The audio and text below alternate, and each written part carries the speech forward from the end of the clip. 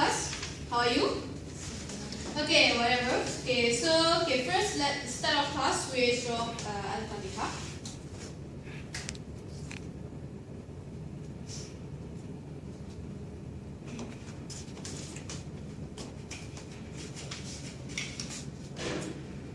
Okay, so today is our second class. Okay, as previous class, I have given you task to read on NAFTA, right? Yes, madam. Okay, so NAFTA.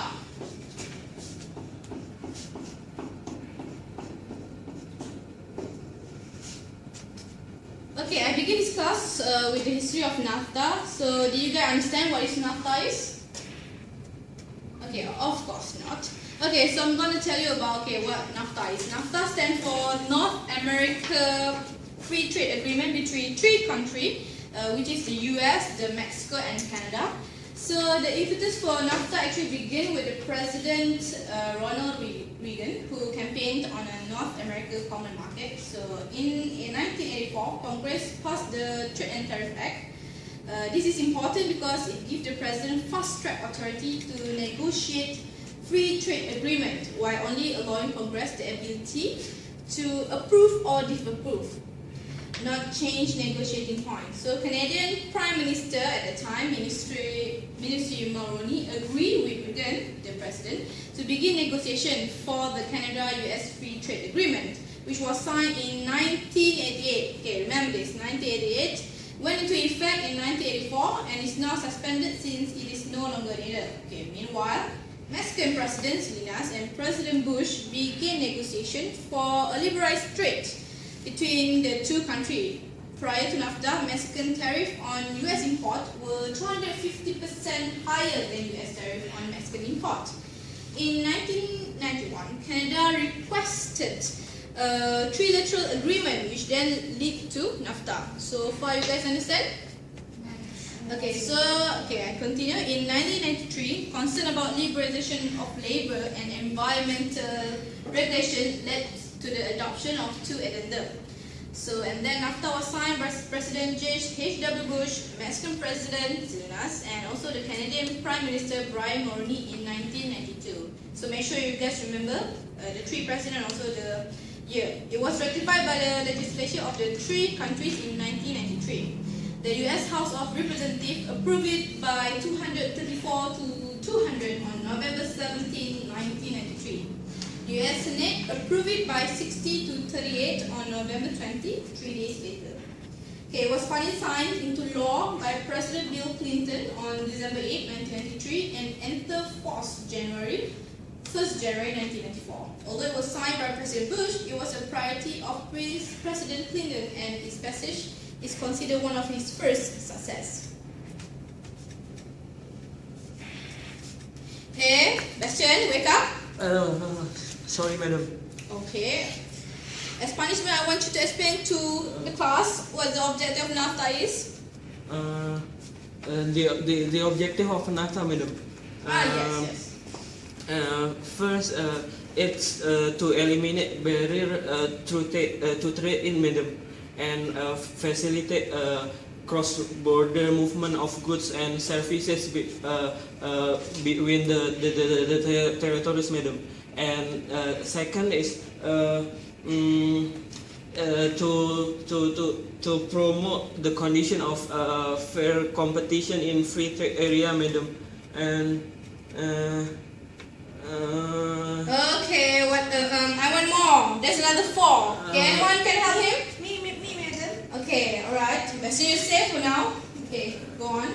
Okay, the third one is to increase the substantially investment opportunities in the territories of the parties. And the fourth one is to provide adequate and effective protection and enforcement of intellectual property rights in each party's territory. Alright, good. You want to add some more? Anyone want to add some more? Can I add 2 more ones? Okay, yes, go ahead. Okay, the fifth one, right? Okay, the fifth one is to create effective procedures for the implementation and application of this agreement for its joint administration for the resolution of the disputes. And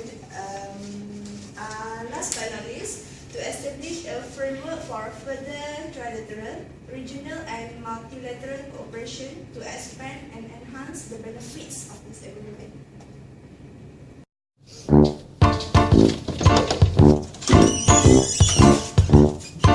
Assalamualaikum. Why late? Sorry madam. Who's that? That buat NAFTA madam. Yesterday. Okay, this time you've been excused. You have a seat. Okay, class. We are done with history and objective. What's next? Chairil Hafiz, answer me. Yes madam. What's the question madam? I asked what is the next point? Fair. I want you to get out from this class, search for NAFTA and come in once you've read it. Go.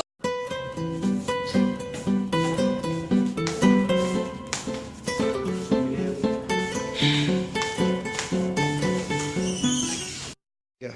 Okay, we proceed. Can anyone tell me what are the advantages and disadvantages? For those who are able to answer this, I will give you a point for participation. Madam. Alright, yes, Bastian. What's your answer? Okay, madam.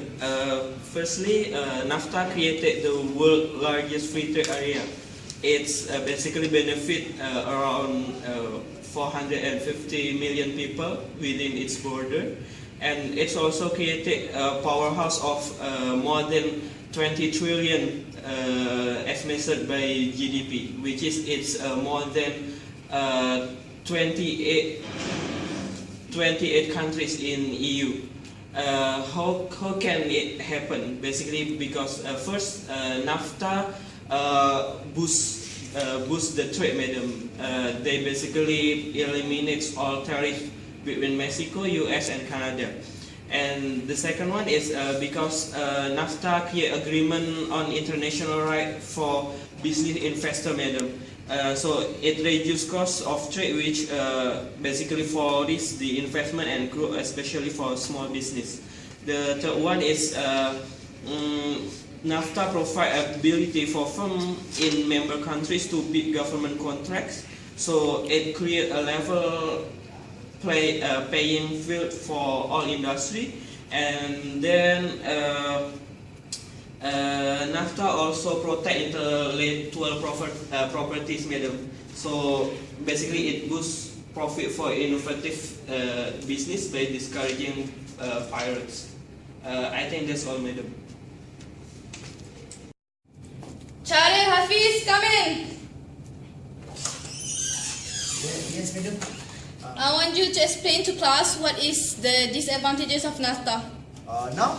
Yes, now. Okay madam. Just now I've already said Yes, NAFTA. yes. Okay. NAFTA has many disadvantages, madam. First disadvantages, madam, is job that it's made possible in US, the low cost one, have been moved to Mexico. Create vacancy. People in US don't have enough job because the job have been moved to Mexico due to low labor cost. And then the second one is subsidized farm in US kill small farmers in Mexico. Is that okay, madam? Can anyone add?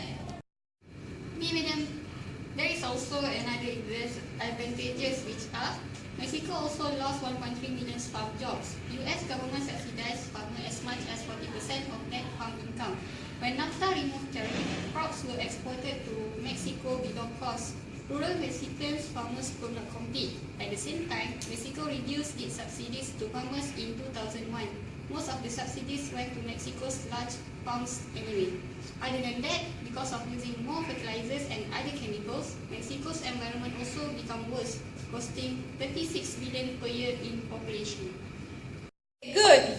Chad, you can have a seat. Thank you, madam. Please do not play with your phone anymore. Alright, madam. Okay, last but not least, before we end our class, can anyone explain the effect of NAFTA on Islamic nation? Anyone? Me, madam. Okay. Okay, so basically NAFTA have contributed benefits to Islamic nations such as creating stability and play a major role in global socio-economic development. So formally, most of Muslim countries are rich for natural resources. But these resources and strategic opportunities are, however, is not being used effectively. So, after the establishment of NAFTA, it provides stability because of the economic and technological development, as well as it increased the prosperity. That's all, madam. Alright, time is up. I hope you clear about NAFTA. So, for the next class, please read on ASEAN for next discussion. We end our class with Tasbih Kafaro and Soal As and Assalamualaikum. And you guys remember tonight, individual assignment 11:59. Thank you. Thank you, madam.